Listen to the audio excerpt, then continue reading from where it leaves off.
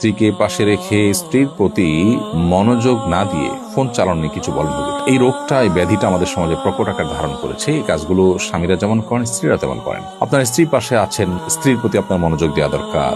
বাহির থেকে আপনি এসেছেন, এখন পরিবারের হক, তাদেরকে অ্যাটেনশন দেওয়া দরকার। নবী সাল্লাল্লাহু আলাইহি ওয়াসাল্লাম সুন্নাহ হলো বাসা যখন থাকবো আমরা, তখন বাসার মানুষজনের হক আদায় করা, তাদেরকে সময় দেওয়া। সেটা না করে আপনি মোবাইলে আসক্ত হয়ে টিপাটিপি করছেন উদ্দেশ্যহীন ভাবে। এটি অবশ্যই আপনার পরিবার প্রতি আপনার অবহেলা, অমনোযোগিতা এবং দায়িত্ব জ্ঞানহীনতা, যেটি কোরআন যে আল্লাহ নির্দেশ করেছেন, আশিরুহুন্না বিল মারুফ, তোমরা তোমাদের স্ত্রীদের সাথে সুন্দরভাবে দিনাতিপাত করো, যথাযথভাবে দিনাতিপাত করো, এটি তার বিপরীত।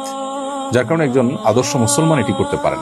তো এই জায়গাটাতে আমাদের এই ব্যাধিটা দূর করা দরকার, যে সোশ্যাল মিডিয়ার আসক্তি কিংবা মোবাইল ফোনের টিপাটিপি, এটা যেন আমাদের পরস্পরের প্রতি যে কর্তব্য আছে, সেই কর্তব্যের জায়গা থেকে আমাদেরকে সরিয়ে না দেয়। আমরা যেন আসক্তির জায়গা চলে না যায়। আসক্তির জায়গা চলে গেলেই কিন্তু কর্তব্য জায়গা থেকে সরিয়ে দিবে। স্বামী হিসাবে স্ত্রীর ভরণ পোষণের ব্যবস্থা করলেন, স্ত্রীর শারীরিক চাহিদা পূরণ করলেন, জাস্ট এটুকুই তার প্রতি আপনার একমাত্র কর্তব্য নয়। আপনি তাকে সময় দেয়া, তার কাজে সহযোগিতা করা, তার ভালো সঙ্গী হওয়া, তার সাথে একান্তে সময় কাটানো, এই সবগুলোই কিন্তু স্ত্রীর প্রতি আপনার যে কর্তব্যগুলো আছে তার মধ্য থেকে।